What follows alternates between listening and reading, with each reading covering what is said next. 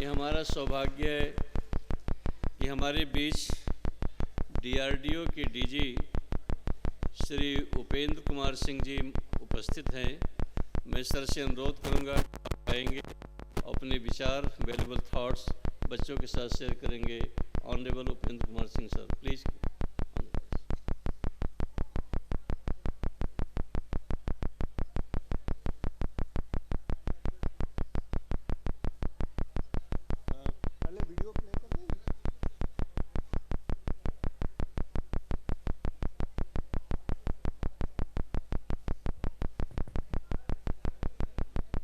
मंच पर सभी आसीन महानुभावों एवं बच्चों, आप सब लोगों को बहुत बहुत शुभकामनाएं। कुछ साइंस के बारे में विशेष बात करने के पहले एक डीआरडीओ का हम लोग वीडियो प्ले कर रहे हैं कि डीआरडीओ देश के लिए क्या करता है, और उसके बाद फिर मैं कुछ अपना वार्तालाप आपसे करेंगे।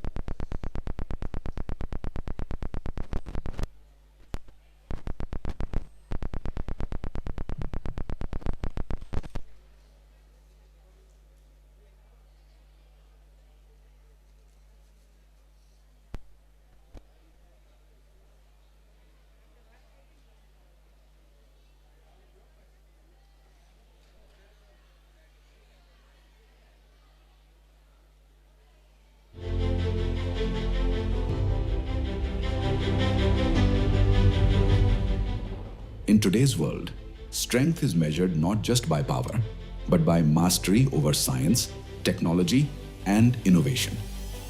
Started more than 6 decades ago, DRDO follows the motto, Balasya Moolam Vigyana, the source of strength is science. The Defense Research and Development Organization was established in 1958 with the aim of a stronger and self-reliant India, and to shape India's defense story. Today, DRDO boasts a network of 41 specialized laboratories and 5 young scientist labs dedicated to expanding the realm of possibility. Various DRDO systems that were in operation during the Sindoor. So several of our systems were used during Operation Sindoor. Just to name a few of them, the Akash surface-to-air missile system, the MR-SAM system, which is jointly developed by DRDO and IAI Israel, then our D4 system, which is an anti-drone system, was used extensively, and of course our BrahMos system that we have done jointly with Russia, that was used extensively. They are deeply engaged in developing defense technologies covering various disciplines like aeronautics, armaments, electronics, combat vehicles, engineering systems, instrumentation, missiles, advanced computing and simulation, special materials, naval systems, training, information systems, weaving together the fabric of India's defense preparedness. As the Research and Department wing of the Ministry of Defense, DRDO envisions empowering India with advanced defense technologies aligning with the vision of Atmanirbhar Bharat. The mission of self-reliance drives innovative advancements, including indigenous radars, electronic warfare technologies, rocket launchers, combat aircraft, and missile systems. These innovations aim to equip our armed forces with state-of-the-art weapon systems and equipment, tailored to meet the operational needs of India's defense forces across land, air, and sea domains. Production value of DRDO developed systems have crossed 5.8 lakh crore, testament to their growing deployment across the Indian armed forces and the unmatched power of self-reliant innovation. To master such a vast spectrum, DRDO is organized into 7 dynamic technology clusters, each focused on a strategic domain of defense technology. Naval Systems and Materials delivers underwater sensors, marine weapons, propulsion systems, and stealth and camouflage technologies for land, air, and naval platforms. Aeronautical systems, from UAVs and gas turbine engines to parachutes, decelerators, and surveillance systems, this cluster fuels our aerial superiority, armament, and combat engineering systems. Dedicated to land warfare systems, this cluster develops armaments, explosives, and engineering vehicles that give our soldiers the edge on every battlefield. Missiles and strategic systems. From underwater to outer space, this cluster designs and develops cutting-edge indigenous systems and technologies, missile-based weapon systems forming the backbone of our deterrence, electronics and communication systems. Develops electronic, electro-optical, and laser-based sensors and systems to ensure battlefield supremacy through advanced sensing and secure communications. Soldier Support System. It designs and develops advanced technologies to equip our soldiers with high-performance protective gear and systems that safeguard of warfighters and combat effectiveness. Microelectronic devices, computational systems, and cyber systems. The cluster shaping the digital battlefield of tomorrow. The microelectronic devices subcluster focuses on manufacturing of technologies relating to microwave tubes, solid-state electronics, including microelectronic devices. The computational systems, COS, subcluster focuses on AI, robotics, secure computing, cryptology, and cybersecurity, leading to development of mission-critical products for battlefield communication and management systems. India's quest towards defense self-reliance is being led by a robust collaboration between DRDO and Indian industry. From public sector units to private firms, MSMEs to innovative startups, industry is playing a vital role as development partners and production agencies.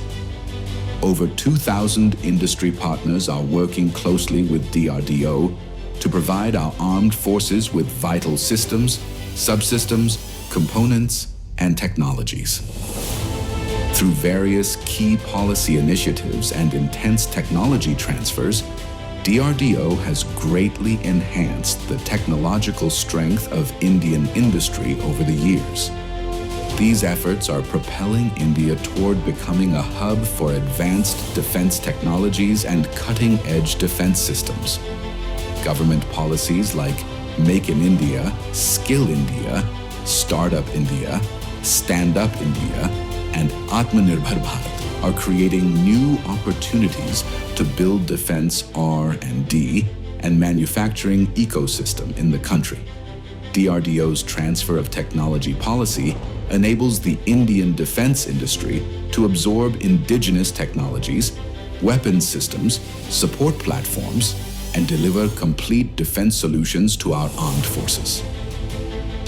With zero to minimal fee, DRDO engages with industries for transfer of technology as Development Cum Production Partner, DCPP, Development Partners, DP, or Production Agencies, PA, offering not only technology, but hands-on support. As of now, 1,950 transfer of technologies handed over to Indian industries and 256 licensing agreements for transfer of technology signed in 2024. To boost deep tech research and push the boundaries of future defense technologies, DRDO has established DIA Centers of Excellence in premier and capable academic institutes and universities across India. There are 15 centers so far.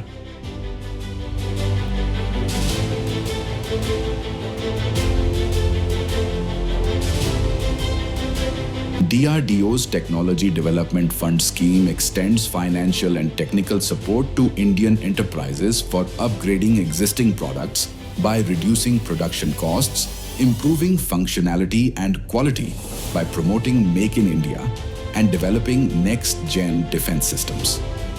To promote Indian academicians, individuals and startups to develop emerging defense and aerospace technologies, DRDO organizes a pan-India contest called Dare to Dream. Under the TDF scheme, the winners of this contest are provided technical and financial support for realization of their ideas. Through relentless innovation and collaboration, DRDO is building a self-reliant and secure India, ready to face every challenge with science and indigenous strength.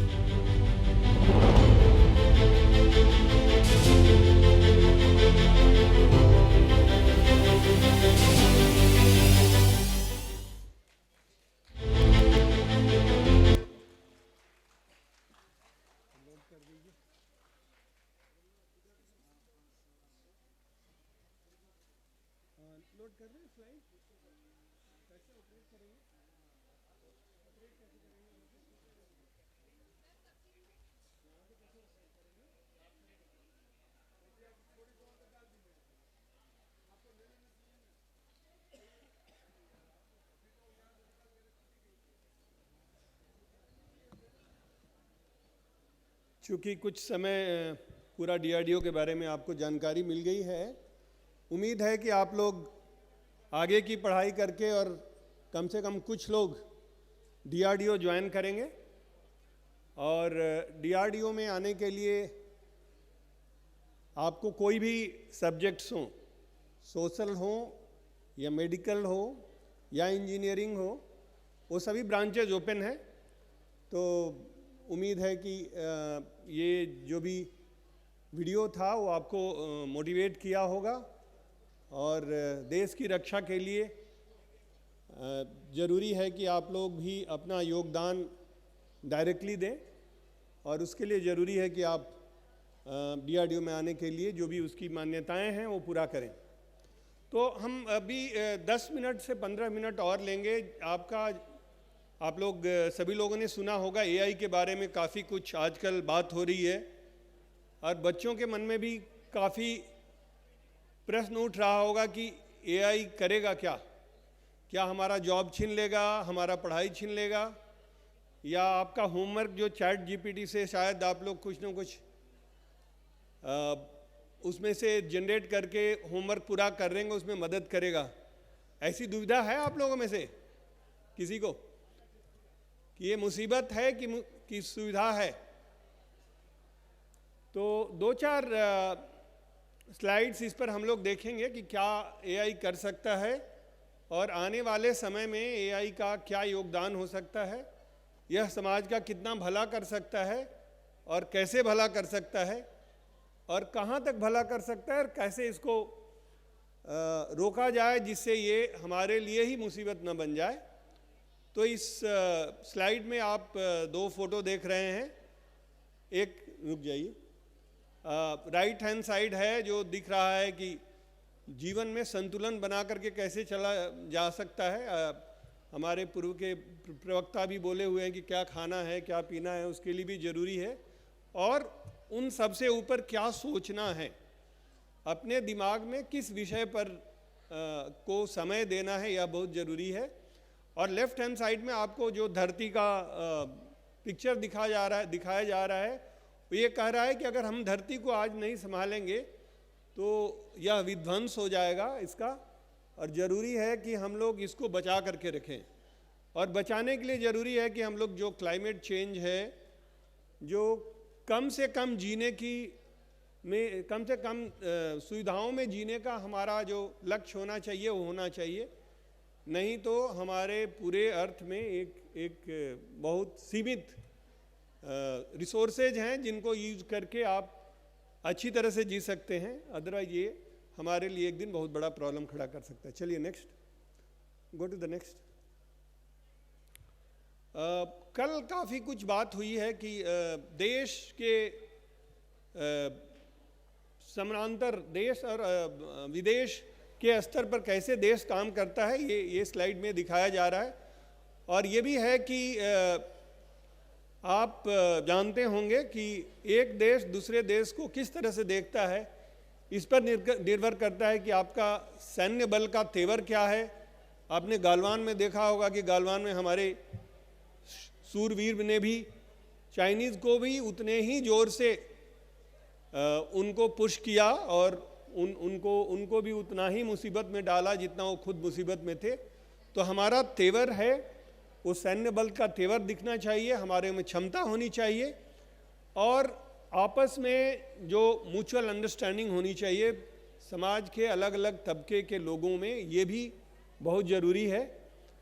पहले के दिनों में था कि nuclear bomb जो है या nuclear जो वेपन है वो सभी देशों के पास नहीं होता था, लेकिन आजकल एआई ऐसा चीज़ है जो कि सभी देश और छोटे से छोटे आदमी के पास भी हो सकता है। इसके लिए बहुत ज़रूरी नहीं है कि आपके पास बहुत अधिक रिसोर्स हो।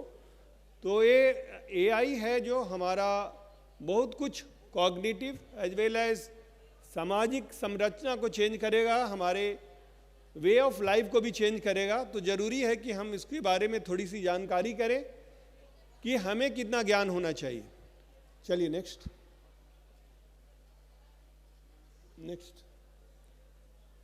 तो इन सभी स्लाइड्स पर हम उतना ध्यान नहीं देंगे। ये इकोनॉमिक के बारे में बोला जा रहा है कि नेक्स्ट इकोनॉमिक एक्सपेंशन जो होगा वो जितने बड़े बड़े माइक्रोसॉफ्ट जैसे बड़ी बड़ी कंपनीज़ हैं उनसे भी बड़ी कंपनीज़ इंडिया में बन सकता है अगर एआई का बखूबी से एक्सप्लॉइट किया जाए। और उसका मूल जो एक्सप्लॉइटेशन का आधार है वो यह है कि इंडिया के पास इतने रिसोर्सेज हैं जो मैन पावर के रूप में, डेमोग्राफिक जो हमारे पास डिविडेंड है, उसके लिए ज़रूरी है कि हमारे पास डिजिटाइजेशन का डेटा हो। हॉस्पिटल्स हैं उनका आपस में सभी लोगों का एक दूसरे के डेटा को शेयर किया जाए और वो डेटा जब शेयर होगा तो उससे बीमारियों का, जितनी बीमारियां हैं उन बीमारियों का सोल्यूशन भी निकल सकता है। चलिए next, go to the next. इसमें एआई टेक्नोलॉजी के बारे में देखिए 2012 के बाद एआई टेक्नोलॉजी बहुत पहले से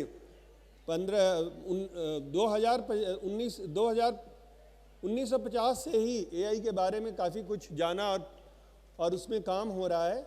लेकिन 2012 से डीप लर्निंग टेक्नोलॉजी के कारण एआई में काफ़ी सुविधाएं आई हैं और उसका एक ये भी कारण है कि कंप्यूट पावर काफ़ी बढ़ गया है।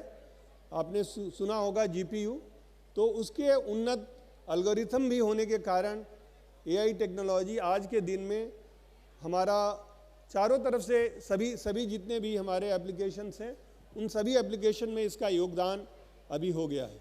नेक्स्ट, यह स्लाइड दिखाता है कि दुनिया किस तरफ बढ़ रही है, कितने पैसे खर्च हो रहे हैं। तो ये ज़रूरी है कि पहले दुनिया जो ये सोचती थी कि उत्तम जो रणनीति थी कि मोबाइल फर्स्ट हो, आजकल में एआई फर्स्ट हो गया है और ज़रूरी है कि हमारे बच्चे भी एआई के बारे में जानें, समझें और उसके सभी पहलुओं को समझें। नेक्स्ट, यह एक स्लाइड दिखाता है कि इसके ऊपर काफ़ी पुस्तकें लिखी गई हैं जो कुछ तो ये बोलता है कि यह काफ़ी डरावना है और हमें शायद कोई बड़ी मुसीबत में डाल देगा, और कुछ ऐसे भी लोग हैं जो इसके बारे में बोलते हैं कि नहीं, यह ज़रूरी है कि आदमी के साथ साथ एआई और रोबोटिक्स भी आगे बढ़े, जिससे पूरा जो आज के दिन में केवल लाइफ डीएनए बेस्ड है वो नॉन डीएनए बेस्ड भी बन जाए। तो उम्मीद है कि इस तरफ काम आगे बढ़ेगा। काफ़ी कुछ एआई जो है वो जॉब को, जो कन्वेंशनल जॉब को है उसको कम कर रहा है, लेकिन दूसरे तरफ जॉब आ रहा है, इसलिए ज़रूरी है कि हम उन सब चीज़ों को भी जाने समझें। चलिए नेक्स्ट। अब इस स्लाइड में दिखाया जा रहा है कि एआई के लिए किस तरह के चीज़ों को टोटली एआई बेस्ड बनाया गया है। तो आजकल आस्क के डॉक्टर बायडू द्वारा बनाया गया है जो कि 520 डिजीज़ के सॉल्यूशंस को अपने आप में बतला सकता है।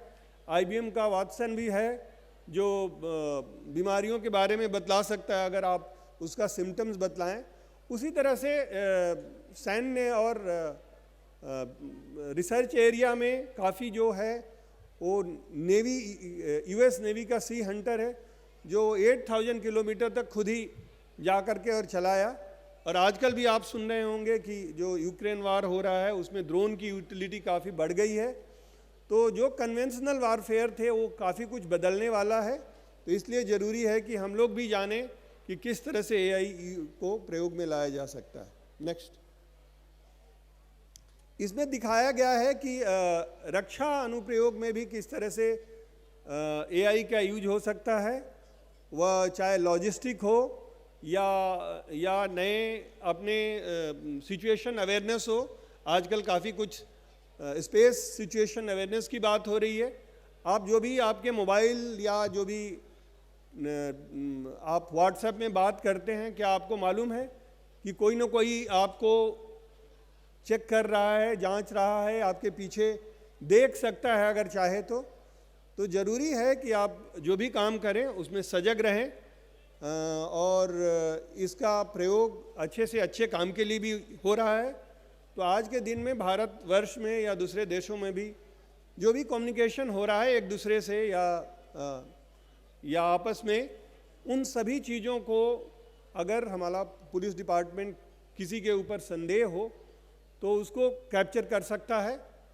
तो ये ज़रूरी है कि हम जानें कि क्या बात करना है और क्या बात नहीं करना है। चलिए नेक्स्ट। यह एक बहुत अच्छा स्लाइड है, शायद बहुत कुछ विजिबल नहीं है, जो दिखाता है कि AI की जो पहुंच है वो पानी के तरलता के तरह है और कुछ विभागों में ये धीरे धीरे मानव से ऊपर उठ गया है। तो आप एक चीज़ का बात समझ सकते हैं कि मानव के जो इंटेलिजेंस है उससे ऊपर में कैसे उठ गया है। तो जैसे चेस जैसा गेम है या गो एक गेम है, उसमें बहुत बार ऐसा हुआ है कि जो विश्व के सबसे चैंपियन है उनको भी कंप्यूटर हरा दे पा रहा है। तो धीरे धीरे जो कुछ पहाड़ों की तरह दिख रहा है वहाँ मनुष्य काम करेगा, और जहाँ इसमें पानी की तरह दिखाया गया है उन सभी विषयों पर ऑलरेडी कंप्यूटर या तो काम कर चुका है या तो वहाँ तक जल्दी पहुँच जाएगा। नेक्स्ट। यह एक स्लाइड है जो बहुत काफ़ी फ्यूचरिस्टिक है, दिखाता है कि नेक्स्ट 100 साल, 200 साल या 500 साल में AI में क्या होने वाला है। इस स्लाइड पर मैं थोड़ा जोर देना चाहूँगा कि जो फर्स्ट रो है जहाँ जैविक लिखा हुआ है, उसका हार्डवेयर और सॉफ्टवेयर दोनों जो था वो अपना धीरे धीरे मिलियन ऑफ ईयर्स लिया है यहाँ तक आने के लिए। और उसके बाद जब मनुष्य अपने होशो हवास में आकर के अपने को डेवलप किया है तो हार्डवेयर तो धीरे धीरे बढ़ा है लेकिन सॉफ्टवेयर काफ़ी कुछ जल्दी बढ़ गया है। तो ये सांस्कृतिक विकास या कहिए इंटेलिजेंस है हमारा, हम लोग खुद ही AI को बनाने की कोशिश जो कर रहे हैं, उस तरह का ज्ञान हमारा जो है वो काफ़ी कुछ वृद्धि हुआ है और उसको हम सॉफ्टवेयर के तौर पर लेते हैं। अब क्या कुछ भविष्य में ऐसा संभव है कि हार्डवेयर भी चेंज हो जाए? तो बहुत कुछ आपने इलॉन मस्क के बारे में पढ़ा होगा, अमेरिका के बारे में पढ़ा होगा, नासा का, कि जहाँ लोग कह रहे हैं कि मार्स पर हम लोग 2050 तक जा सकते हैं और पूरी कॉलोनी बसाई जा सकती है। तो ट्रबल ये है कि जो लोग इस बारे में बात करते हैं कि दूसरे भी ग्रह पर काबू किया जा सकता है या वहाँ कॉलोनी बसाया जा सकता है, वो सभी लोग, अधिकतर लोग इंजीनियर हैं, वो बायोलॉजिस्ट कम हैं। लेकिन जो लोग बायोलॉजिस्ट हैं वो लोग सोचते हैं कि मानव की ऐसी संरचना है कि मानव वहाँ जा कर के बहुत देर तक नहीं रह सकता है, रेडिएशन का इफेक्ट है, जीरो ग्रेविटी का इफेक्ट है। तो यही जो फ्यूचरिस्टिक जो लोग सोचते हैं वो सोचते हैं कि ये हो सकता है कि रोबोट जो कि मानव के सभी गुणों को ले करके वो वहाँ जा कर के रह ले और आदमी नहीं जाए। लेकिन इस ग्रह पर रहने का अलग ही संकट है जो कि मैं अगले स्लाइड्स में बतलाऊंगा। चलिए नेक्स्ट। तो ये काफ़ी अगेन दूसरा फ्यूचरिस्टिक स्लाइड है जो कि 1000 वर्षों में क्या होने वाला है। अगर हमें बाहर के ग्रहों पर अगर आवास बनाना है तो ज़रूरी है कि हमें एनर्जी, वहाँ काफ़ी कुछ एनर्जी एक्सट्रैक्ट करना है। तो ये सारे सब टेक्नोलॉजी पर रिसर्च हो रहा है, जहाँ बातें हो रही कि ब्लैक होल से ही अगर हम एनर्जी ले लें या सूरज के ही एनर्जी को वहीं ट्रैप कर लें और वहाँ इस तरह के साइंटिफिक इंस्ट्रूमेंट लगा दें जिनसे एनर्जी की खोज हो सके। नेक्स्ट, यह एक चीज़ दिखाता है कि यह एक वृक्ष के तरह है कि आज के दिन में आपके मन में जैसे प्रश्न उठ रहे हैं, इसमें भी काफ़ी कुछ प्रश्न है कि क्या एआई को नियंत्रित किया जा सकता है या अनियंत्रित हो जाएगा, जिससे कि हमारे पूरे समाज का विघटन हो जाएगा। तो यह जरूरी है कि जो लोग भी इस विषय पर काम करना चाह रहे हैं वो जानें कि एआई अगर बनाएं तो किस तरह से बनाएं और कहाँ कंट्रोल दें और कहाँ कंट्रोल नहीं दें। चलिए नेक्स्ट चले जाइए। नेक्स्ट, अब ये जरूरी जानना है कि जहाँ मैंने बोला कि लोग क्यों सोच रहे हैं कि मार्स पर जाया जाए, यह एक स्लाइड दिखाता है कि अभी हमको सूरज की रोशनी जो है 1 बिलियन ईयर्स अब मिलता रहेगा, लेकिन ये जरूरी नहीं है कि उसके बाद फिर क्या होगा, ये सोचना जरूरी है। तो ये धीरे धीरे सूरज गर्म हो जाएगा और धरती को वाष्प की तरह बना देगा, वेपर बना देगा, यहाँ कोई जीवित नहीं रह पाएगा। तो इसलिए ज़रूरी है कि हम लोग सोचें कि बियॉन्ड अर्थ भी हम लोग जाएं।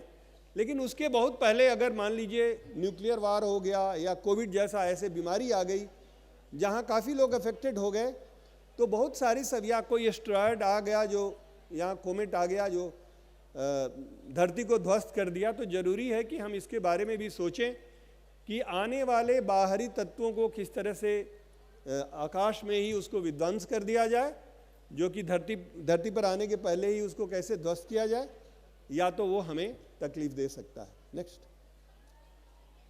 तो उसी तरह से साइबर वर्ल्ड आपको मालूम होगा कि इजराइल ने अपने दुश्मन को ये पेजर के ऊपर ही बहुत कुछ दिन पहले ही ऐसा छोटा छोटा विस्फोट लगा दिया था, जिससे एक छोटे से कमांड से उसने सभी के जो लोग उस पेजर को यूज कर रहे थे सभी को ध्वस्त कर दिया।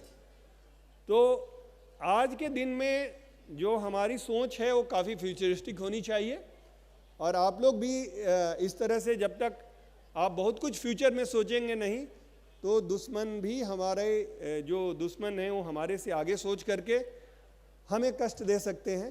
तो ज़रूरी है कि हम भावी सोच रखें, भावी सोच की उपज होनी चाहिए। नेक्स्ट,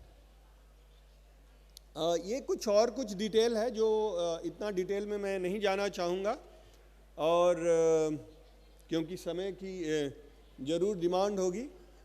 ऐसे आपको अगर कोई मन में प्रश्न हो तो आप लोग स्वामी जी चाहें तो प्रश्न कर सकते हैं और उसका उत्तर मैं देने के लिए तैयार हूँ। उम्मीद है कि आप बच्चों में से कुछ न कुछ लोग डीआरडीओ के लिए तैयारी करेंगे, परीक्षा देंगे और सफल होंगे। आप सब लोगों को बहुत बहुत शुभकामना। Thank you. जय हिंद।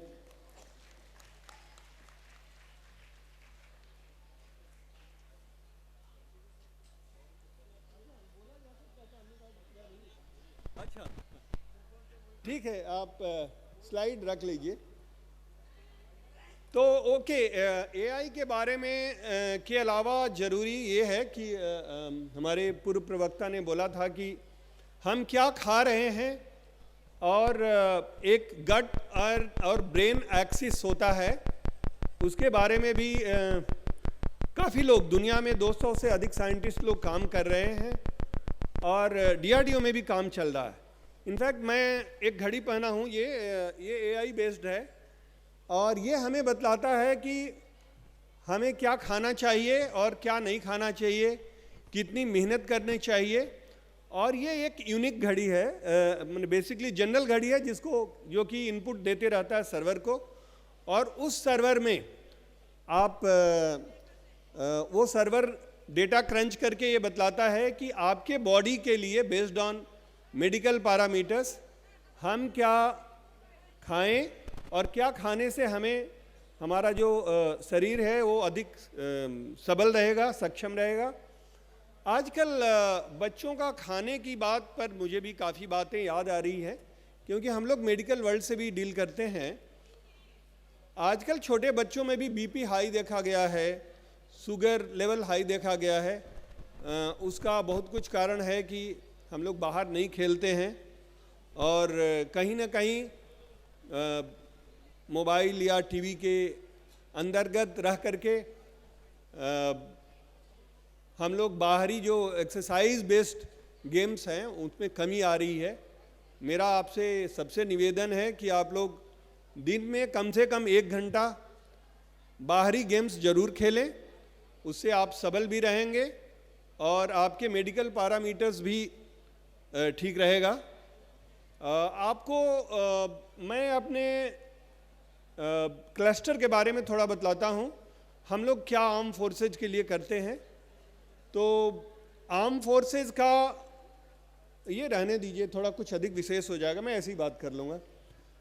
आर्म फोर्सेज का सिलेक्शन सभी ऑफिसर्स हैं, आपने शायद CNS आए थे, चीफ ऑफ नेवल स्टाफ भी आए थे कल और आर्मी चीफ भी की बात हो रही थी। आर्म फोर्सेज में सभी ऑफिसर्स का जो सिलेक्शन होता है उसमें भी DRDO का बहुत कुछ योगदान होता है। तो उसमें मिलिट्री साइकोलॉजी होती है जिससे लोगों के बारे में पता किया जा सके कि वो आगे बन करके लीडरशिप क्वालिटी है कि नहीं, उनमें देशभक्ति की भावना है कि नहीं। तो ये जो टेस्ट हो रहे हैं, शायद मैं अगली बार भी आऊँगा अगर हमें इनविटेशन मिला तो, और आप सब लोगों को आधे घंटे की टेस्ट दी जाएगी बच्चों को, और उन टेस्ट से मालूम किया जा सकता है कि आपका झुकाव किधर है। क्या आप साइंटिस्ट बन सकते हैं अच्छे, या आप अच्छे गायक बन सकते हैं, या अच्छे आप नायक बन सकते हैं, या नेता बन सकते हैं।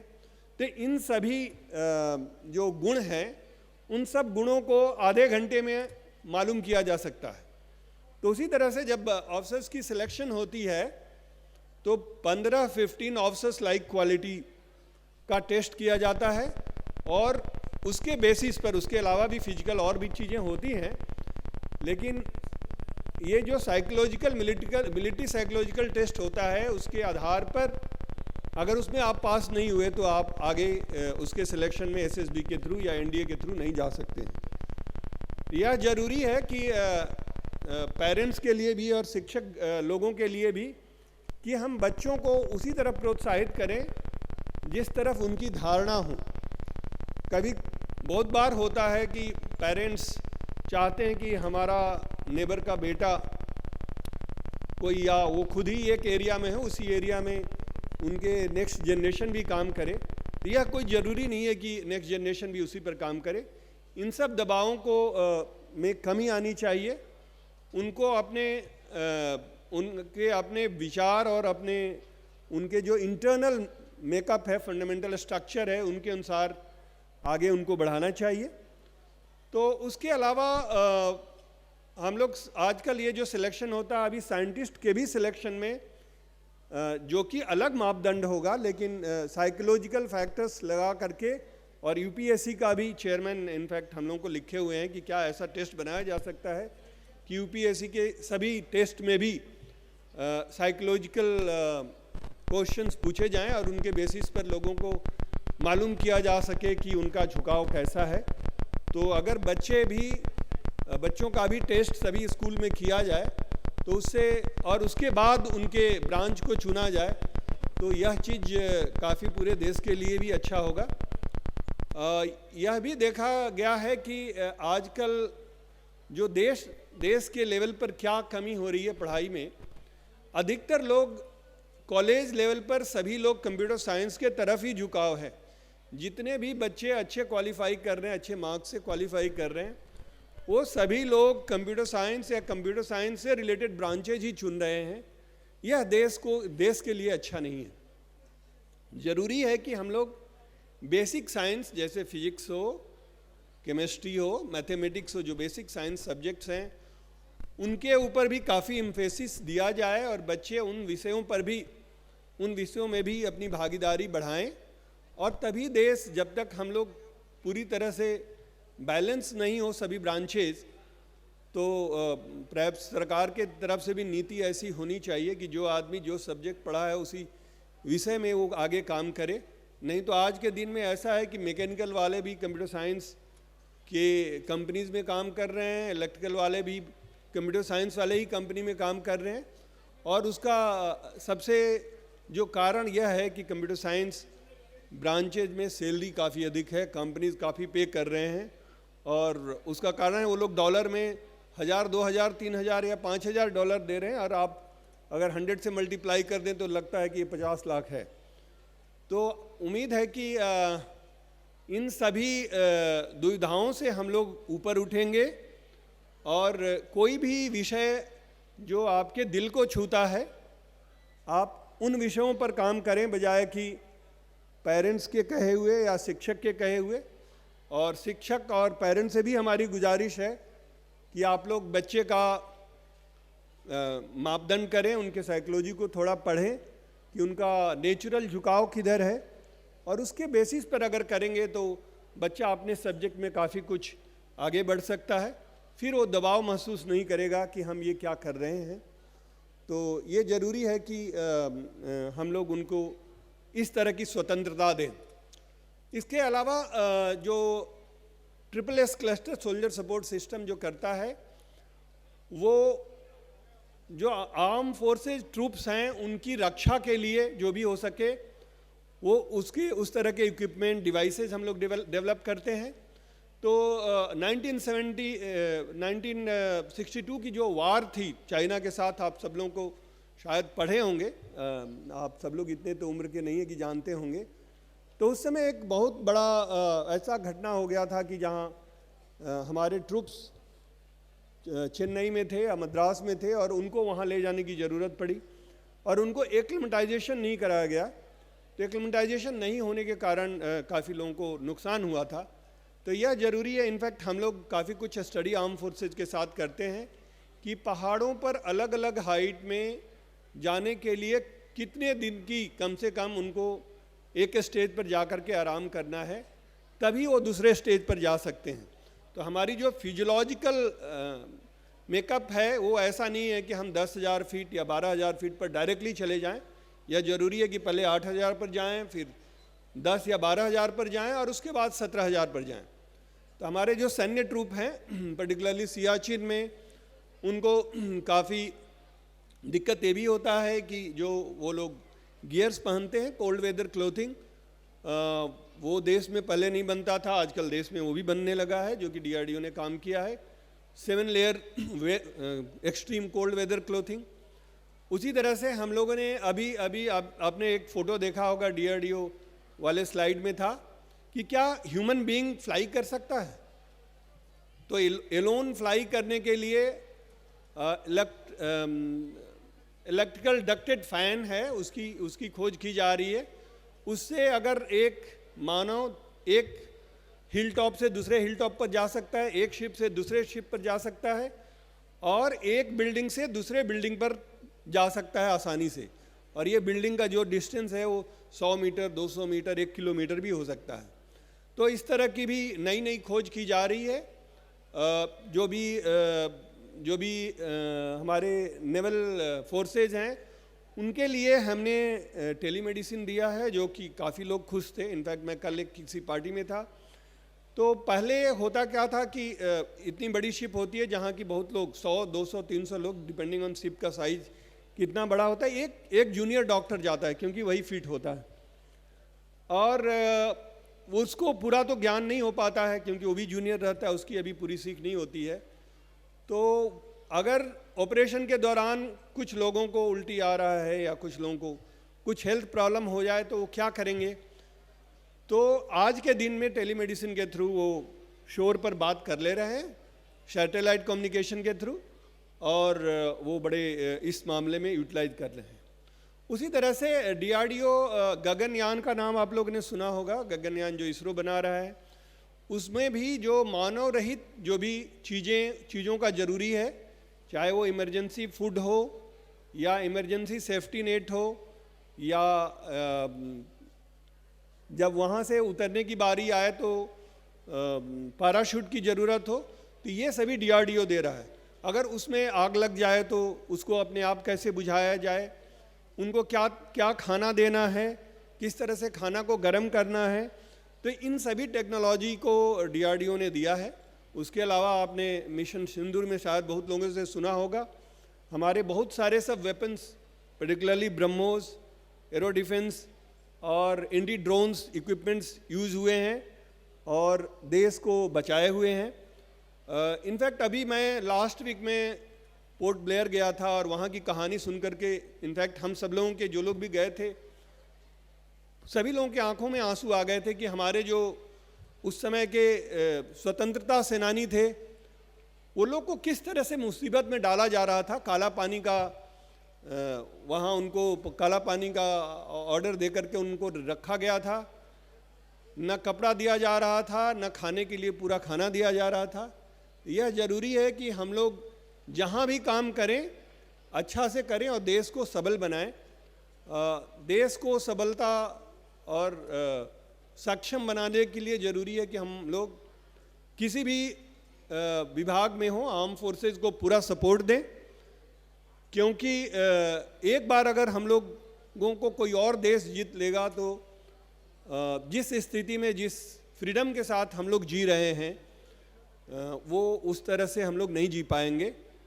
कभी न कभी शायद यहाँ भी शिविर में कभी पोर्ट ब्लेयर में सिल्वर जेल की कहानी को बतलाया जाए, जिससे बच्चों को भी मालूम होगा कि हमारे स्वतंत्रता सेनानी किस तरह से दुख और दर्द को सह करके भूखे रह करके भी कैसे हमारे आज़ादी को प्राप्त किए हैं और उसमें काफ़ी कुछ उनका बहुत मेहनत लगा है और काफ़ी लोगों को अपना बलिदान भी देना पड़ा है।